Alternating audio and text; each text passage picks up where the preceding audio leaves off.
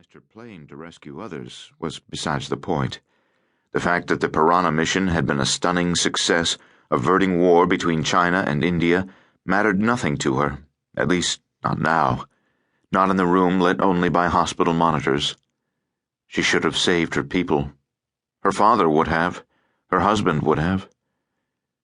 She ached to have them both here with her.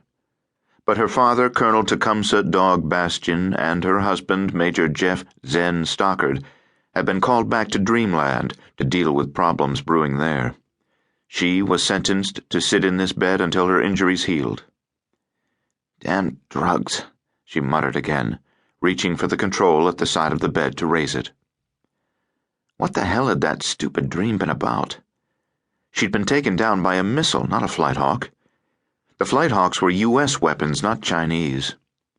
But as they were going down, before she gave the order to abandon ship, Torben Dolk had said something about a Flighthawk. What the hell had he said? "I have a UMF at long range." Those were his words, but they had been wrong. Their own Flighthawks had been lost, and there were no other megafortresses with their robot scout fighters nearby. What the hell did he say? Had she got it wrong? The confusion and static and storm of the shoot-down returned. She closed her eyes, wishing she hadn't failed. "Damn drugs," she said, playing with the bed control in a fruitless effort to make herself more comfortable. Outside Taipei, Taiwan, 1700. Chen Li waited until the chime of the antique grandfather clock at the far end of his office ended, then rose slowly from his desk, following a ritual he had started many years before. His movements were weighted by 80 years of exertion, and so it took longer for him to cross the large office than it once had, but the familiarity of the afternoon ritual filled him with pleasure.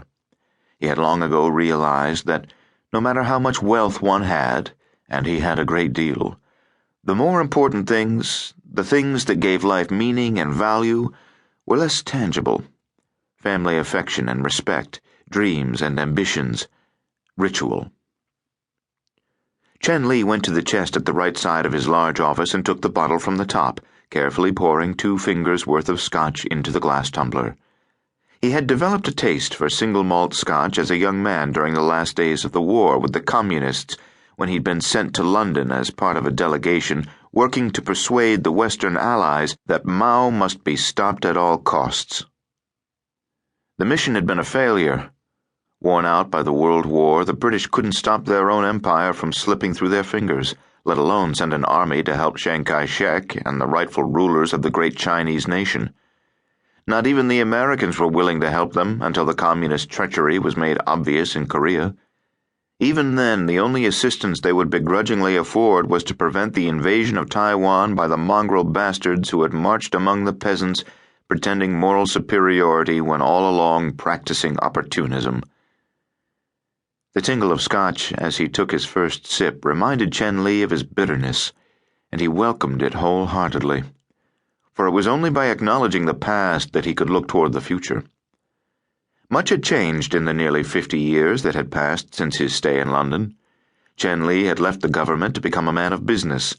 He had started humbly as little more than a junk man. He took discarded items first from the Japanese, then from Europe and the U.S., and turned them into useful materials. Metals first, then gradually electronics and chemicals, and even, eventually, nuclear materials. He had made a fortune, and then lost much of it, a loss he blamed on the treachery of the Japanese he was forced to deal with in the early 1980s. But this loss had tempered him. He would not willingly wish it upon anyone else, but he had managed to overcome it and applied its lessons well. His assets now totaled close to $1 billion U.S. He owned pieces large and small of businesses throughout the world, as well as the Republic of China, Taiwan to the outside world.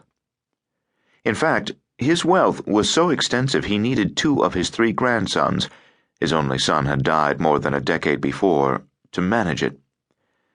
They were given relatively free hands as long as they did not break his cardinal rules: no investment in Japan, and no dealings with the communist mongrels under any circumstances.